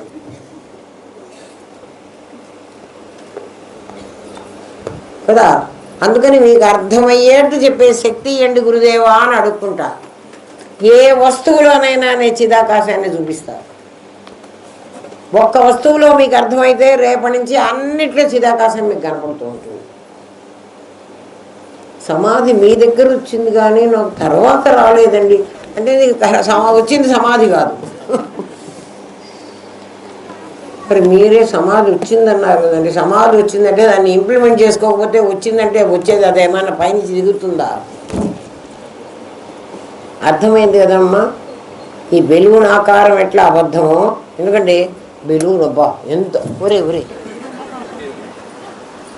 ఇది ప్రాణం బతకడం అంటే బతికింది కాబట్టి ఎగిరిపోతోంది. ఇది లేదనుకో కింద పడి ఉంటుంది. ఇది చావడం. ఇదిగో దీని ప్రాణం ఉంది ఇప్పుడు, ఎందుకంటే చిదాకాశం కదా. ఇప్పుడు చూడు వెళుతుంది, నా దగ్గరికే వస్తాం. ఈ గాలి ఎప్పుడు పోతే అప్పుడు చచ్చిపోయినట్టు, అంతేనా? చచ్చిపోవడం అంటే ఏమైందంటే ఈ ఆకారం పోయింది. ఈ ఆకారం ఎక్కడ పోయిందండి? చచ్చిపోయిన వాడిని మేము చాలాసార్లు చూసి వచ్చాము కూడా. వాడు అక్కడ బతికున్నాడు కదా అంటే ఇంకా ఏముందంటే ఇంకా ఆకాశం ఉంది. ఇదిగో దీంట్లో కూడా ఆకాశం ఉంది కదా. ఈ ఆకాశం వాయువును భరించే స్థితిలో లేదు, అంతే చావు. వాయువు భరిస్తే చచ్చిన వాడికి, అక్కడ చచ్చిన వాడి దగ్గరే మా గురువుగారు మాకు ఈ మాట చెప్పారు. ఒకడు చచ్చిపోయిన వాళ్ళు మమ్మల్ని చూసి రమ్మనేవాళ్ళు, మేము వెళ్ళేవాళ్ళం. ఏం తెలియదు కదమ్మా, ముందు మాకేం తెలియదు. అమ్మ అక్కడ అందరూ గాలి పీలుస్తున్నారు. ఎందుకు పీల్చారు గురువు గారు? చచ్చిపోయిన వాడు పీల్చాడు కానీ మేమందరం పీలుస్తున్నాం. మరి మీరందరూ పీలుస్తున్నారు అన్నప్పుడు పీల్చే గాలి ఎక్కడ ఉంది కదా. నిన్నటిదాకా వాడు కూడా పీల్చిన వాడే కదా. గురువుగారు ఇలాగే మాట్లాడతారు. నిన్నటిదాకా వాడు పీల్చిన వాడే కదా. ఎవడు? ఆ చచ్చినవాడు, ఆ పడుకున్నవాడు. అక్కడ గాలి లేదందామంటే మీరందరూ పీల్చొచ్చారు. ఆ చచ్చినవాడు ఎందుకు పీల్చడం లేదు అంటే పీల్చే శక్తిని వాడు కోల్పోయాడు. గాలి గాలికి పక్షపాతం లేదు. నేను వీడికే ఇస్తాను, నేను వాడికి ఇవ్వను అని గాలి అనదు. అర్థమవుతుందా? మాతరిష్వ అని ఒక్క పదం ఇచ్చి ఉపనిషత్తు ఇంత తెలుసుకోమంది. చూసారా? అందుకని గురువు లేకుండా నాకు పాఠం వచ్చు అంటే అది ఏమో స్పేస్ మాస్ అయిందని సైంటిస్టులు అంటారు కదా. ఆ ఎనర్జీయే శరీర మనో ప్రాణ వ్యాపారాలన్నీ ఆలోచన ఉచ్ఛ్వాస నిశ్వాసలుగా పరిణమించింది మన శరీరంలో. బెలూన్లో చూపించడానికి ఉండదు. అదే ఆ గాలే ఉచ్ఛ్వాస నిశ్వాసాలుగా, అవే ఆలోచనగా, అదే శరీర ప్రాణ వ్యాపారాలుగా. శరీరం చేసే యాక్షన్స్, వ్యాపారం అంటే యాక్షన్స్, శరీరం చేసే పనులు, ప్రాణం చేసే పనులు, ఈ పనులన్నీ మనస్సు చేసే ఆలోచన. అంటే ఇప్పుడు స్థూల సూక్ష్మ కారణ 3 శరీరాలు వచ్చేసాయి. దేంతో నడుస్తున్నాయి అమ్మా ఇవన్నీ? గాలితో నడుస్తున్నాయి. మనం ఏమనుకుంటామంటే ఆహారంతో నడుస్తున్నాయని కాదు, గాలితోనే నడుస్తున్నాయి. యోగా చేసే వాళ్ళందరూ ఏం చేస్తున్నారు? గాలే. యోగా చేసే వాళ్ళకి రామ్దేవ్ బాబాకి మనలాగా ఇంత తినక్కర్లే. పొద్దున ఇడ్లీలు, సాయంత్రం మధ్యాహ్నం వడలు, సాయంత్రం మిరపకాయ బజ్జీలు, ఇవన్నీ తినక్కర్లే అమ్మా.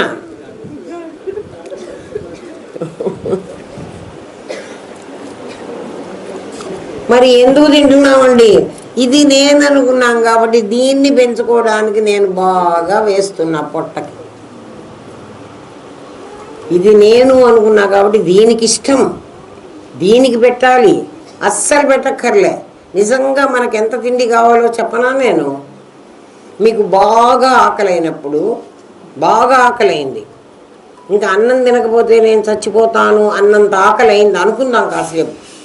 అంటే రాత్రి నుంచే మీరు తినకుండా ఉన్నారు, ఇప్పుడు మధ్యాహ్నం కూడా 1 గంట అయిపోయింది, పొద్దున్నుంచి కూడా మీరేం తినలే. అటువంటి పరిస్థితిలో మీరు కూర్చుని గబగబా 2 ముద్దలు కలుపుకొని, అవి పచ్చడన్నమో పొడి అన్నమో ఆవకాయ అన్నమో ఏదన్నా కానీ 2 ముద్దలు కలుపుకొని గబగబా తినేస్తారు. తిని కొంచెం నీళ్లు తాగుతారు. అబ్బా అమ్మయ్యా అంటారా అందరూ చూసుకోండి.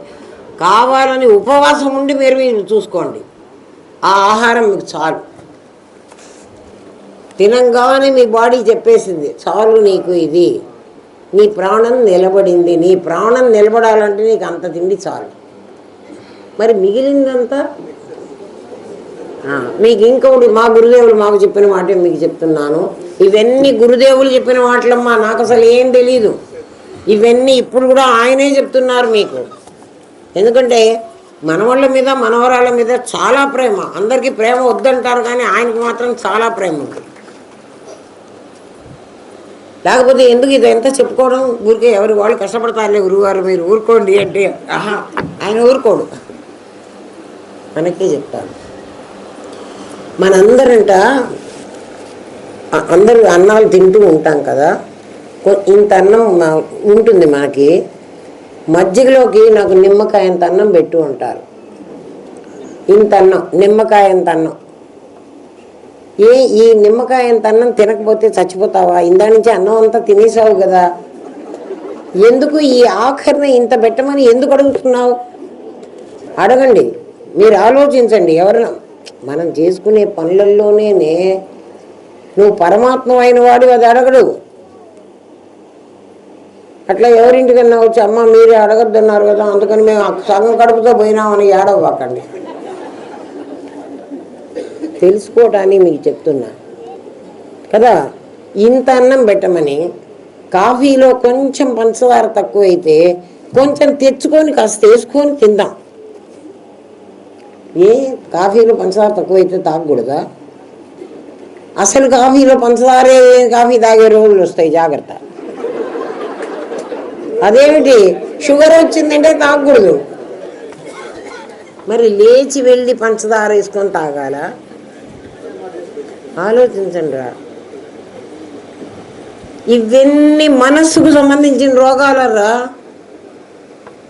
మనస్సు ఇంకా ఇంకా పెట్టమని కోరుతుంది. ఎప్పటిదాకా అంటే ఈ శరీరము రిజెక్ట్ చేస్తుంది. ఇంకా పెట్టవాకు, నువ్వు ఇంకో ముద్ద పెట్టావంటే నేను వాంతి చేసుకుంటా ఇక్కడే అన్నంత వరకు మనసు పెట్టమంటుంది.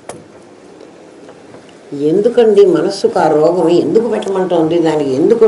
ప్రతివాడి మనసు అదే అంటోంది కదా, నీకు పొట్టబట్టినంత తినమంటోంది కదా, కడుపు నిండా. ఎందుకు కడుపు నిండా తినాలి? నీకు ఎంత తిండి కావాలో అంతే తినాలి. నీకు ఎంత కావాలో కూడా నీకు తెలియదు అన్నమాట. దొరికింది కదా తినేద్దామని.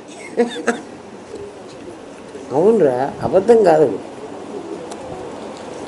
కదా. ఇదంతా నీ మనస్సు కోరిక. మనస్సు అంటోంది ఇంకా తిను ఇంకా తిను అంటోంది. ఒకళ్ళ మనస్సు అయితే అని ఉండొచ్చండి, మాకు అందరి మనస్సు అదే అంటోంది కదా, ఇంకా కొంచెం వడ్డించుకో ఇంకా కాస్త తిను అని చెప్తోంది కదా. ఇది ఎందుకు చెబుతోందండి అని అడిగితే, చూడు, ఒకప్పుడు ఈ ప్రపంచం అంతా నీది, ప్రజ్ఞాన ఘనంగా ఉన్నప్పుడు నీకంటే ఇంకోడెవ్వడు లేడు, ఒక్కడివే ఉన్నావు. ఇంకో తమ్ముడో అన్నో ఇంకోడు ఎవడు మనిషి కనపడలే, భాగం పంచుకునేవాడు ఎవ్వడు లేడు. ఎందుకంటే నువ్వు పరమాత్మవి కదా. వారు ఒకప్పుడు ఇదంతా పరమాత్మదమ్మా. ఎప్పుడైతే నేను లిమిటెడ్ బాడీ అని వేసుకుని నేను ఇంతవరకు నా శరీరం అని వేసుకున్నానో, నా లోపల ఉన్న నేనుకు ఇదంతా నాది అని తెలుసు. అదెంత వాళ్ళు తినిపోతున్నారే ఇందులో పెడదామే అనుకుంటాడు, ఇదేమో ఇంత పొట్ట, ఇది చాలదు. అందుకని మేమేం చెబుతామంటే అదంతా నీదే అవుతుందరా, ఈ శరీరాన్ని కాస్త తీసిపడి అప్పుడు మొత్తం నువ్వు వ్యాపిస్తే ఎవడింట్లో అన్నమైనా నీదే. ఎందుకంటే అక్కడ నువ్వే ఉన్నావు కదా. ఆ పుల్లారెడ్డి స్వీట్ షాపులో అన్నీ తిన్నా కూడా నీకు రోగం రాదు, వాటి రాదు, నీకు రోగం కూడా రాదు. నువ్వు లిమిటెడ్ శరీరంలో అవన్నీ పెట్టాలనుకుంటే మాత్రం ప్రాబ్లం అది. అప్పుడు అన్ని నోళ్ళదు. రామకృష్ణ పరమహంసకి అమ్మవారు చెప్పిన మాట ఇది. ఆయనకి థ్రోట్ క్యాన్సర్ వచ్చింది కదా, అందుకని ఆయన ఏం తినలేకపోయినారు. శిష్యులు అమ్మను ఒక్కసారి అడగండి గురువు గారు, ఏమీ తినలేకపోతున్నాను, ఏదైనా కొంచెం తినేట్టుగా నాకు గొంతులోకి మింగేటట్టుగా చెయ్యమని అడగండి అని అన్నారట. ఇప్పుడు క్యాన్సర్కు ఉన్నంతటువంటి ట్రీట్మెంట్ ఆ రోజుల్లో లేదు. పాపం 2 సార్లు గుళ్ళోకి, ఆ కాళీ గుడి కలకత్తా కాళీని చూపించాను మీకు, ఆ గుళ్ళోకి వెళ్ళి ఆయన అడుగుదామని పోయినట్ట. కానీ ఆయన మర్చిపోతున్నాడు. 3వసారి శిష్యులు ఏమైనా సరే గురువుగారు మీరు ఇప్పుడు అడిగే తీరాలి అమ్మవారిని, మేము అడిగితే ఆమె వింటలే, మీరు అడిగితే వింటుంది, మీరు ఏదైనా తినాలని అడగమన్నారు. వీళ్ళు నన్ను ఏదైనా తినేటట్టుగా మిమ్మల్ని అడగమంటున్నారమ్మా అన్నట్ట. ఏంట్రా అన్ని నోళ్లతో నువ్వు తింటలేదా అందిట అమ్మ. అంటే ఏమిటి, నువ్వు ఇంకా వ్యాపించలేదా? వ్యాపిస్తే అన్ని నోళ్లతో అందరు తినేది నువ్వు తిన్నదే. అర్థమైందా? ఈ ఒక్క చిన్న శరీరంలో ఇంత పెట్టి నువ్వు పెంచాలంటే ఎన్ని సొమ్ములు పెట్టుకున్నా, ఎన్ని బట్టలు కట్టుకున్నా నీకు ఇంకా కావాలనిపిస్తోంది. ఏంరా అనిపించట్లేదా అందరికీ? ఎందుకు అనిపిస్తోంది? నువ్వు లిమిటెడ్ అయిపోయినావురా, నీ దుంపదెగా. లిమిటెడ్ కావాకురా, నువ్వు వ్యాప్తం అవరా. నిన్ను వ్యాప్తం కమ్మని మేము చెప్పాం. ఇప్పుడు ఈ బెలూన్లో గాలి వ్యాప్తం ఎట్లా అవ్వాలి? బెలూన్లో గాలి కదండి, ఇది చచ్చిపోతే వ్యాప్తం అవుతాం. నిజమే, మేము ఇంకా చావలేదు కదండి, బతికే ఉన్నాం కదండి. ఇది పోతే ఈ గాలి ఇక్కడే ఉంటుంది, ఇది ఎక్కడికో పోక్కర్లే. ఆత్మ తెలిసిన వాడు ఇక్కడే ఉంటాడు, అందుకే వాడు ఇంకో దేశానికి పోడు. అర్థమైందా? బెలూన్లో గాలి ఇక్కడే ఉంటుంది. బెలూన్ అడ్డం తీసేయి. బెలూన్ అడ్డం ఎట్లా తీసేయాలి? దేహాభిమానే గళితే. దేహాభిమానం పోతే విజ్ఞాతే పరమాత్మని, లోపలున్న పరమాత్మని నేనేనని తెలియాలి. నేనే ఎట్లా తెలుస్తుందండి? నీ చిదాకాశం వెళ్ళి కదా దాన్ని అర్థం చేసుకుంది, అప్పుడు నేనే కదా. ఎత్ర మనోయాతి, నీ కొడుకు మీదకి వెళ్ళినా, నీ మనవడి మీదకి వెళ్ళినా, నీ డబ్బుల మీదకి వెళ్ళినా అక్కడ కూడా నువ్వు పరమాత్మవే అవుతావు, లేకపోతే అవి అవుతావు. ఇప్పుడు అన్ని డాట్స్ కనెక్ట్ అవుతున్నాయా కాలేదా? అది వినండి. సృష్టి అర్థమైపోతే ఏమా అగ్ని ద్వారా ప్రజ్వలిస్తూ వర్షిస్తూ సమిష్టి వ్యష్టిలో జ్ఞానశక్తిగా అన్ని పనులు చేస్తోంది. నామరూపాలు, ఆలోచన, దాని ప్లాను అండ్ ఎగ్జిక్యూషన్. ఇక్కడ ప్రింట్ పొరపాటు పడింది, అక్కడ ఒక ఎక్స్ రాసుకోండి గురుదేవ. ఎందుకంటే నా గురువు గారు ఇచ్చిన పిల్లలు ఎవరంటే F సెక్షన్ పిల్లలు. వాళ్ళని ఏ సెక్షన్ మార్చుకుంటున్నా, అదే చాలా పెద్ద పని.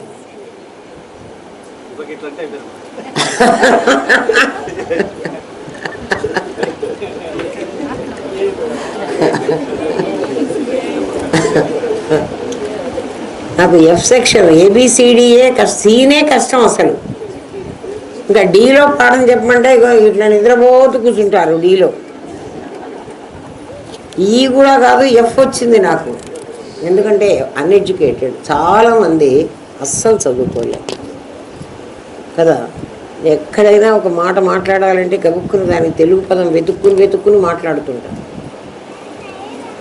తెలుగు లెక్చరర్ని కాబట్టి మాట్లాడగలను, లేకపోతే మామూలు వాడికి దొరకవు, పదాలు దొరకవు, కష్టమైపోతుంది. ఏమ్మా, ఆలోచన, దాని ప్లాను, దాని ఎగ్జిక్యూషను, క్రియ నీకు అర్థమయ్యేట్టు నీ మనస్సుకు అందించాయి. ఏమ్మా, ఏది కాదు నీకు అర్థమయ్యేట్టు చెప్తానన్నాడు. ఏమిటి చెబుతాడంటే, నీకెదురుగా ఒక వ్యక్తి వచ్చింది, నీ కళ్ళు ఆమె రూపాన్ని నీ మనసుకు అందించాయి, నీ ఆలోచన ఆమె రూపాన్ని గుర్తించి చెప్పింది, ఆ రూపాన్ని చూసి నువ్వు అదే అంటున్నావు కదా. మనుషుల్ని ఎవరన్నా గుర్తుపట్టాలంటే, మా ఇంటికి ఎవరైనా రాగానే తలుపు తీయంగానే ఆ తలుపు తీసిన మనిషి దగ్గరికి నా దృష్టి పెడుతుంది, మీకు చాలాసార్లు చెప్పారు. అది ఆ రూపాన్ని తీసుకెళ్ళింది ఆ లోపల పెట్టి, అట్లాంటి వాడు ఎవడైనా నీకు తెలుసునా అని నా మెమరీలోకి వెళుతుంది. నా మెమరీలో ఇట్లాంటి వాడు వెంకటేష్ అని చెప్పేస్తుంది. అది ఆ తలుపు తీసిన మనిషిని, ఏం రా వెంకటేష్ ఎప్పుడు వచ్చావంట. అంతేగాని వాడి ముఖాన్ని నేను వెంకటేష్ నేను రాసుకోలే. అదే కదా ఎట్లా చెప్తున్నామంటే ఇట్లా చెప్తున్నాం మనం. ఏమ్మా అట్లాగే జరాయుజ స్వేదజ అండజ ఉద్భిజ్యాలనే చతుర్విధ ప్రాణుల సృష్టి ఏర్పడింది. వెంకటేష్ని ఎట్లా సృష్టించాను అంటే అక్కడ ఉన్నవాడు మనిషి. అందుకే జీసస్ క్రైస్ట్ అంటాడు twice removed from the truth అంటాడు. 2 సార్లు సత్యంలోంచి నువ్వు జారి పడ్డావు అంటాడు. 2 సార్లు ఎందుకు పడ్డానరా, నా కర్మం ఏం పట్టింది అంటే, ఒకసారి జారి పడడం ఎప్పుడో చూడు, వాడు పరమాత్మ అయితే వాడిని మనిషి అంటాం ఒక జారి పడ్డా. ఆ మనిషిగాడిని వీడు నా కొడుకు అని వెంకటేష్ అని రెండోసారి జారిపడ్డా. ఇప్పుడు వీడు నా కొడుకై కూర్చుంటాడు కదా, వాడికి అన్ని హక్కులన్నీ వచ్చేస్తాయి. వాడిని పరమాత్మ అంటే వాడు నేనై కూర్చుంటాడు. అర్థమైందా? ఒక క్రిస్టియన్ వాడిని పిలిచాడు, బైబిల్లో ఈ మాట ఉందిరా దీనికి అర్థం చెప్పరా నాయన అని. వాడేం చెబుతాడు? వాడి పాపం వాడేం చెబుతాడు? తెలియదు. Twice removed from the truth, సత్యంలో నుంచి 2 సార్లు జారిపడ్డావురా అన్నాడు. సత్యంలో నుంచి జారిపడ్డా అంట మనం, సత్యం తెలియదు. అంటే వాడు కూడా సత్యంలోంచే జారిపడ్డాడు. తండ్రి కుమార పరిశుద్ధాత్మ అని చెబుతుంటే వీడిని కుమారాన్ని పట్టుకుని కూర్చుంటే ఎట్లా? జీసస్ క్రైస్ట్ కుమార, వీడికి ఓ తండ్రి ఉన్నాడు యెహోవా, వాడికన్నా పరిశుద్ధాత్మ ఇంకో పైవాడు ఉన్నాడు. మరి వాడిని పట్టుకోనరా అంటే వాడిని పట్టుకోరు, వీడిని పట్టుకొని వస్తున్నారు.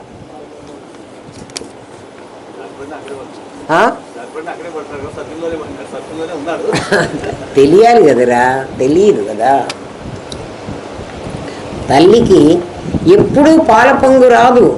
ఒకప్పుడు వచ్చి ఒకప్పుడు లేకుండా పోయేది నిజం కాదు కదా. ఎప్పుడు తల్లికి పాలు పొంగు రావు. ఒకప్పుడు వచ్చి ఒకప్పుడు లేకుండా పోయేది నిజంగా పొంగు కాదు. ఎందుకంటే శాశ్వతత్వం లేదు.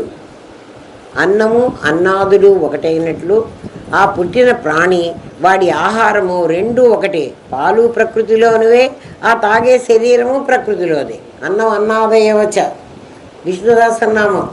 విష్ణువు దేవుడిని కొలిచేవాడికి కూడా ఆ మాట తెలియదు. సృష్టిలోని సకల ప్రాణులకు ఆహారాన్ని ఇచ్చే తల్లి భూమాత. నీ తల్లి రూపంగా భూమాతే నీకు ఆహారం ఇస్తోంది. ఇక వైషమ్యాలు ఎందుకన్నావు? సృష్టి ఎలా ఏర్పడిందో తెలియని అజ్ఞానము నీకు జన్మతః వచ్చింది. నేనును బ్యాక్గ్రౌండ్కు పంపి నాదిని నేననుకుని పరిమితత్వం అనే పరిధిని నీవు గీచుకున్నావు. ఇదంతా మీకు ఫస్ట్ వాల్యూమ్లోనే తెలిసిపోయింది. ఎందుకంటే మీకు నేను నాది బాగా తెలుసు. తెలియబట్టే ఇట్లా మంచిగా కూర్చున్నారు. లేకపోతే నాది బాగా విజృంభించేది. ఇప్పుడు కూడా పాఠం అయిపోగానే నాది లేస్తుంది చూడండి, గబా గబా మాట్లాడతారు. ఇందాక నుంచి నోరు మూసుకుని ఉన్నారు, ఎందుకురా ఇప్పుడు మాట్లాడుతున్నారంటే అబ్బా నాది లేకపోతే మేము అసలు బతకలేము. బ్రహ్మాండమైన సృష్టిలో నీకు నువ్వు వేరుగా బంధించుకొని నేను జీవుణ్ణని అది జగత్తని భేద దృష్టిని నువ్వు అలవరుచుకున్నావు. తత్సృష్ట్వా తదేవ అనుప్రావిశత్ అంటే నీ శరీరాన్ని సృష్టించుకుని అందులో నీవు చేరావనే కదా. బెలూన్ను సృష్టించుకుని బెలూన్ లోపల గాలి చేరింది, బెలూన్ లోపల ఆకాశం చేరింది. అది కదా. ఎవడైనా చూడండి, వినండి, ఈ పాట ఇంకా బాగుంటుంది. గృహప్రవేశం చేసి ఆ గృహం నన్ను బంధించింది అంటాడా? వాడే ఇల్లు కట్టుకున్నాడు, వాడు గృహప్రవేశం చేసి ఇంట్లో చేరాడు. మా ఇల్లు నన్ను అయ్యో చాలామంది అంటారు ఏమ్మా రావటం లేదు అసలు అంటే, ఎక్కడమ్మా ఇల్లు ఇంట్లోనే సరిపోతోంది, ఆ ఇల్లు వదిలిపెట్టి రావడానికి కావటం లేదు. ఎందుకు దొంగలు ఎత్తిపోతారు భయమా? ఆ ఇల్లు దీన్ని బంధించిందిట. ఇది దాని మీద మక్కువని పెంచుకొని ఏమ్మా గృహప్రవేశం చేసి తత్సృష్ట్వా తదేవ అనుప్రావిశత్ పరమాత్మ అందులో చేరాట. గృహప్రవేశం చేసి గృహం నన్ను బంధించింది అంటాడా? బంధం కూడా నువ్వు వేసుకున్నదే. నీ బంధం వల్ల నీకు వాడు వేరు నేను వేరు అని నీకు అనిపిస్తోంది. ఒక్కొక్క ప్రాణికి త్రిగుణాలు వేరువేరుగా ఉండవచ్చు. అదే బెలూను, కోడి బెలూను, కుక్క బెలూను, కుక్క వేరు కోడి వేరు, బెలూన్గా ఒకటే, నీకు అది తెలియదు, అందుకని వేరంటున్నావు.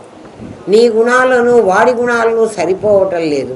సజాతి ధృవాలు ఆకర్షించి విజాతి ధృవాలు వికర్షించినట్లు, సజాతి ధృవాలని మనకు తెలుస్తుంది. సౌత్ పోలు నార్త్ పోలు కలిపేశామంటే ఒకటేమో కలుసుకుంటాయి, ఒకటి వికర్షిస్తాయి.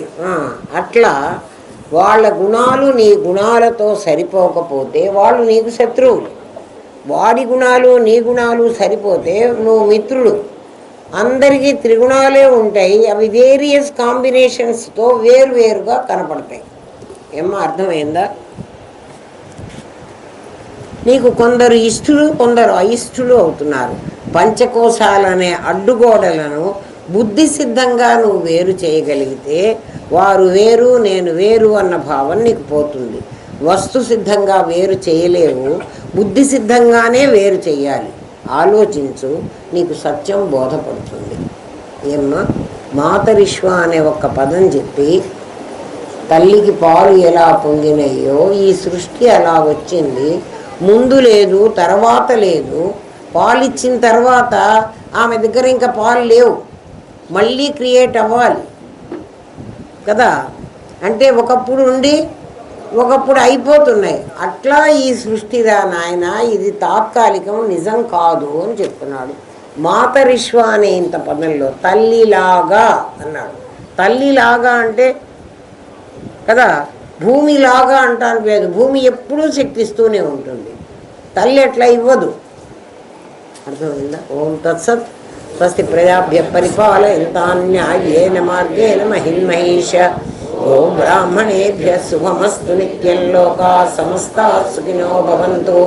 ఓం పూర్ణమదః పూర్ణమిదం పూర్ణాత్ పూర్ణముదచ్యతే పూర్ణస్య పూర్ణమాదాయ పూర్ణమేవావశిష్యతే. ఓం శాంతి శాంతి శాంతి. ఓం నమో బ్రహ్మాదిభ్యో బ్రహ్మ విద్యా సాంప్రదాయ కర్తృభ్యో వంశ ఋషిభ్యో గురుభ్యో నమో మహద్భ్యః. సర్వోపద్రవరహిత ప్రజ్ఞానఘనః ప్రత్యగర్ధో బ్రహ్మైవాహమస్మి బ్రహ్మైవాహమస్మి బ్రహ్మైవాహమస్మి.